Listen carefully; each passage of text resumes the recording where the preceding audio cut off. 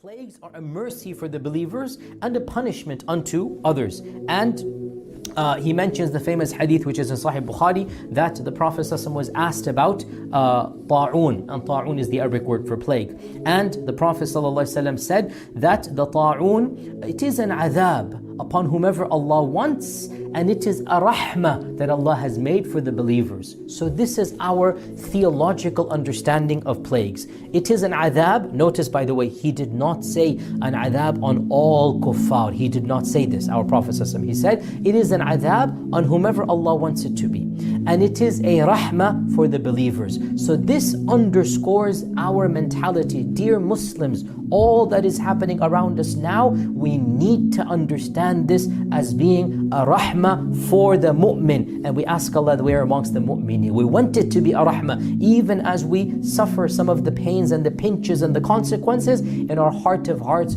our attitude is, whatever is happening, there's a greater wisdom, and in the end it will be a rahmah for me. Famous hadith of the Prophet ﷺ that anyone who remains in a land of plagues and he stays there sabiran muhtasiban, patient, expecting the reward of Allah subhanahu wa ta'ala, knowing that nothing will happen except whatever Allah has willed it to happen, then if he dies, he shall die the death of a shaheed. And Ibn al-Hajar mentions therefore the famous, we all know this, inshallah, I hope we all know this now, that whoever dies because of the plague with iman and taqwa, that death will be considered the death of a shaheed. And this is a great blessing from Allah subhanahu wa ta'ala, running away from plagues, fleeing from plagues. And of course the famous hadith, which is the hadith of Abu Ubaidah and Umar and Abdurrahman ibn Auf, that if you hear of a plague in another land, don't go there. And if you're in that land, don't run away from it.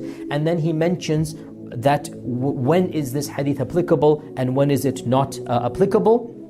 And he actually ends up concluding, and this is the opinion, by the way, of the vast majority of ulama, that it is allowed to travel to and from such lands if there are pressing reasons to do so. What you're not allowed to do, when the plague has come to your land, you run away in cowardice and fear, thinking that running away will save you. That is haram. But Ibn Hajar mentions, and after him As-Suyuti, and before him other scholars as well, if you're in a land and you have a genuine reason to go somewhere, for example to protect your family, for example for medical treatment somewhere else, and so you leave one land to another land for legitimate reason, Ibn Hajar says this hadith does not apply to you. Now, should you leave, should you not leave? This also goes back to the experts of our times, and we listen to the medical experts. But the point is that if we are in an epicenter where our experts have said this is an epicenter of disease, and we are told we should not travel,